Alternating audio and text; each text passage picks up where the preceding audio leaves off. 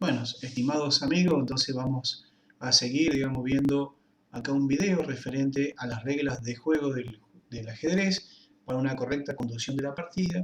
Vamos a ir viendo una serie de principios o reglas fundamentales, digamos, que van a tener en cuenta, digamos, el manejo correcto, digamos, del juego de ajedrez.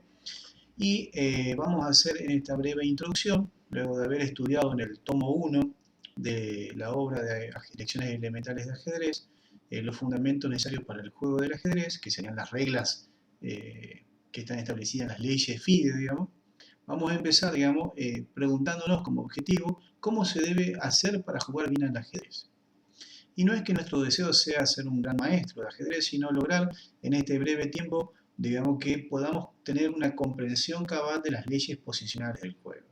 Para eso, digamos, debemos hacer una pregunta: ¿cómo se juega el ajedrez? Obviamente, siempre hay que tratar de ir comprendiendo paulatinamente las leyes posicionales y ir, digamos, entendiendo que hay que analizar, digamos, cada una de las posiciones teniendo en cuenta la jugada que tenemos nosotros, la respuesta del rival, la posterior respuesta y el desarrollo, digamos, cada vez más complejo, digamos, de este esquema, dado que si bien el ajedrez se juega así, es decir, jugada propia, respuesta, contestación, respuesta, una serie de análisis cada vez más complejos hacen, o profundos, digamos, de ese análisis, hacen, digamos, que tenemos que siempre, en base a la posición inicial, estudiar los elementos que tenemos a disposición, es decir, cuáles son los principios fundamentales a tener en cuenta y analizar, digamos, cada jugada posible que se pueda realizar.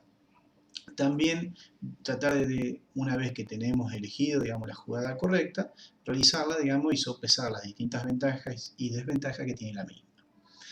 Todo principiante hace este esfuerzo inicial, digamos, de comprender, digamos, el ajedrez, y para ello, digamos, necesita, digamos, hacer este razonamiento. Así que cuando vayamos comprendiendo cada vez paulatinamente más el juego, ese razonamiento se va a complejizar aún más. Así que bueno, es un poco la metodología, digamos, del juego, tratando siempre de desarrollar las dos grandes visiones que tiene que desarrollar el jugador, que es la visión inmediata y la visión mediata, y que están, digamos, las dos visiones son fundamentales porque, digamos, quien más visualiza el juego de ajedrez, es decir, a veces hay que tratar de ver más jugadas que el rival para poder, digamos, tener la victoria, y para eso, digamos, hay que tener estas dos visiones.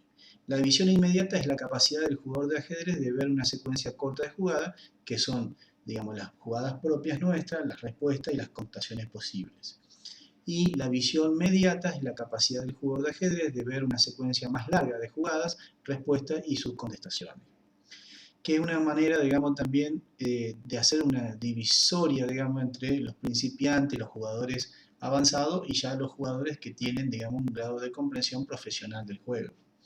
Así que bueno, esto es muy importante, digamos, para entrar, digamos, en el análisis que vamos a hacer. Cuanto mejor comprensión del juego tengamos, esa comprensión va a ir unida, digamos, o vinculada a la visión que tengamos de las posiciones a jugar. Ahora vamos a empezar, digamos, a ver el esquema de juego para una adecuada conducción de la partida y un esbozo de los principios generales para poder jugar una correcta partida, digamos, y poder hacer un buen desempeño. Hay que comprender el juego dinámico de posición, para lo que se necesita saber y aplicar algunas reglas que son fundamentales, como por ejemplo la regla o principio de material.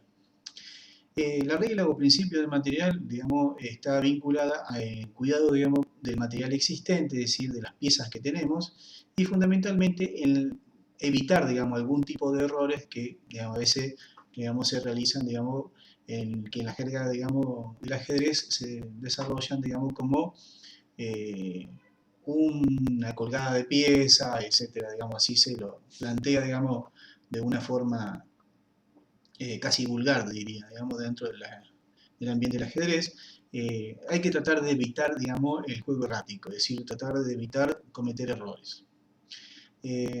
Siempre, digamos, en base a esta regla, por ejemplo, podemos ver alguna posición específica, digamos, pero, por ejemplo, se podría ver, por ejemplo, en esta posición, acá el peón ataca y en vez de jugar, hacer una jugada de caballo, mueve el peón y acá el blanco captura el caballo. Parece una jugada sencilla, pero bueno, a veces en grados, digamos, de tensiones grandes, digamos, se pueden producir. Dentro de la regla de material hay que puntualizar también el subprincipio de optimización de las ventajas y desventajas con las subreglas a saber. Hay que maximizar las ventajas y, como en el caso que estábamos viendo, a través de la táctica lograr, digamos, el mayor grado de acumulación de material posible, porque, digamos, acá hay que tener en cuenta que hay dos métodos para obtener la victoria, el método directo o el método directo. El método directo es directamente iniciar un ataque de mate, digamos, con piezas, digamos, suficientes para lograr este objetivo, que hay que tener en cuenta que el juego del ajedrez, el objetivo primordial es dar jaque mate, y bueno, y después está el método indirecto, que es acumular ventajas de carácter posicionales o materiales posteriores, digamos, y, digamos, a través de esta ventaja material, lograr un predominio que nos va a permitir, digamos, acercarnos al objetivo de dar jaque mate.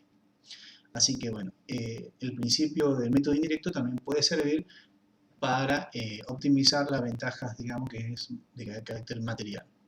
También hay que tener en cuenta que hay que minimizar las desventajas. Por ejemplo, hay posiciones donde podemos optar entre perder una pieza o a lo mejor perder una pieza con uno o dos peones que pueden compensar, digamos, ese prejuicio, digamos, material.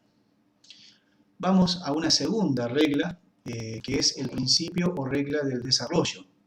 Hay que desarrollar todas las piezas que nos van a permitir dominar el juego. Primero se juegan los peones, luego los caballos y los alfiles, y por último se hace el enroque para resguardar el rey de los ataques del rival. Dentro del desarrollo hay dos reglas fundamentales que son importantes conocer y una tercera también. El desarrollo de las piezas y peones propios. Primero debemos centrarnos en desarrollar nuestras propias piezas y peones para lograr un desarrollo pleno, vale decir, todas las piezas jueguen y que, como titula el gran maestro danés Ben Larsen, un libro, todas las piezas atacan.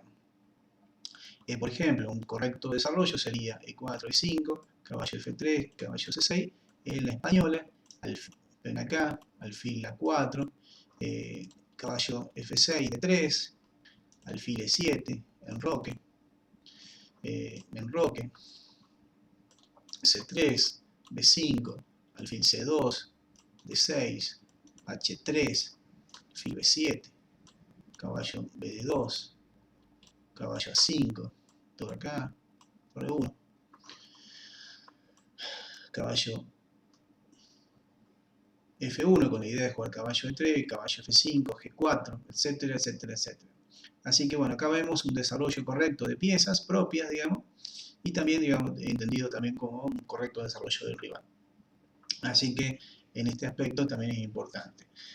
Hay que, en un segundo aspecto del desarrollo de las piezas, obstaculizar el desarrollo de las piezas y peones ajenos, que en un segundo lugar siempre se debe, cuando se puede, digamos, generar sin riesgo para nuestra posición, se debe obstaculizar el correcto desarrollo de las piezas y peones ajenos, para lograr que éste quede retrasado en el desarrollo y poder atacar el complejo de casillas débiles de su posición.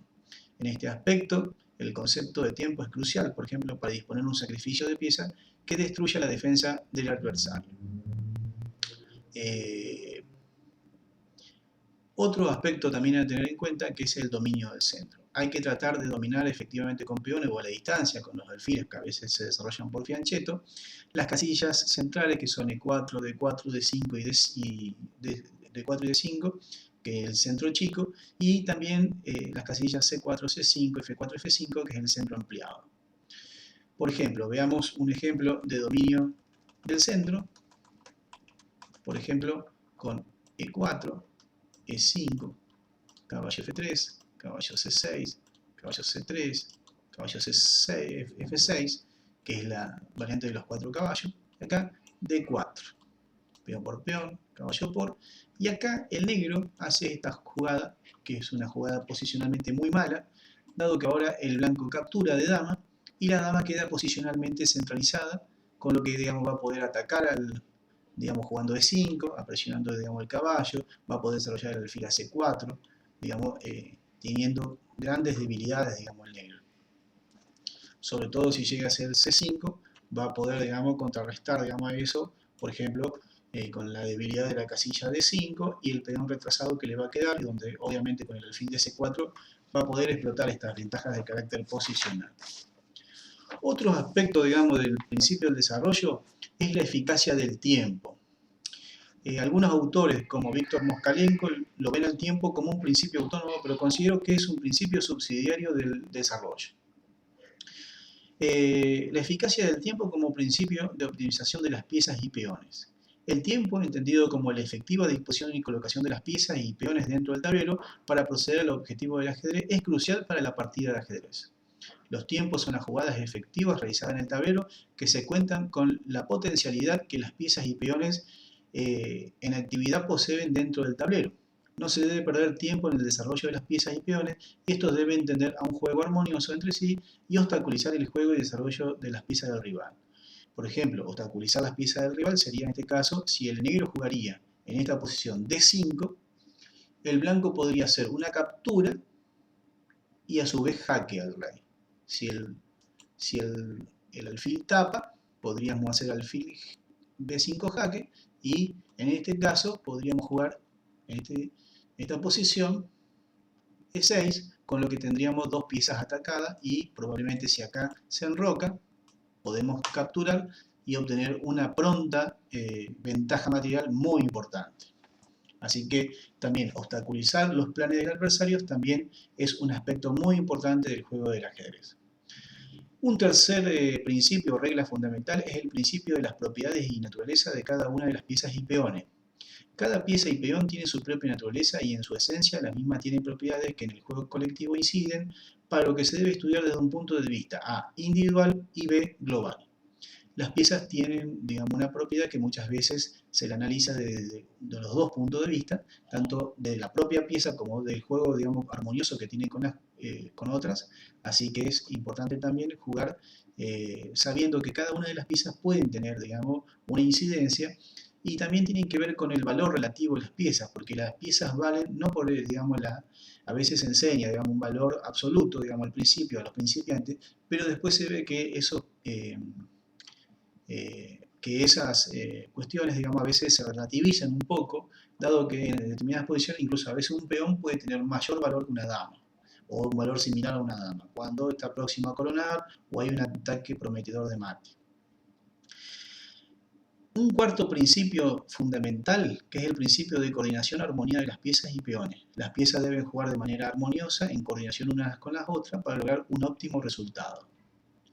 Un quinto principio, que es el principio de seguridad del rey. Hay que tratar de cuidar constantemente la posición del rey, para lo cual se deben hacer jugadas de prevención de riesgo, como por ejemplo el enroque corto, que a veces se lo utiliza como una forma de defender, digamos, al rey del centro. Y una sexta y última regla, digamos, que voy a esbozar en este video, que es el principio de la iniciativa, que la iniciativa en ajedrez es llevar efectivamente nuestra posición en procura de destruir las defensas del rival, procediendo al ataque constante de las casillas débiles del contrario.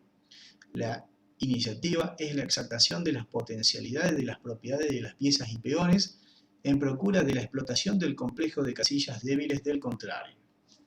Bueno, aquí, digamos, hemos hecho un esbozo general de todos los principios, reglas de oro, principios fundamentales del juego del ajedrez, tratando de que puedan tener un panorama por lo menos detallado de los que considero que son los principios fundamentales, y a partir de ahí, digamos, ir arrancando después posteriores videos o acápites más puntuales, digamos, en la aplicación de cada uno de los principios y cómo en cada una de las partidas, digamos, se analiza. Por ejemplo, en algunas partidas puede tener mayor incidencia el elemento material, en otras el elemento tiempo.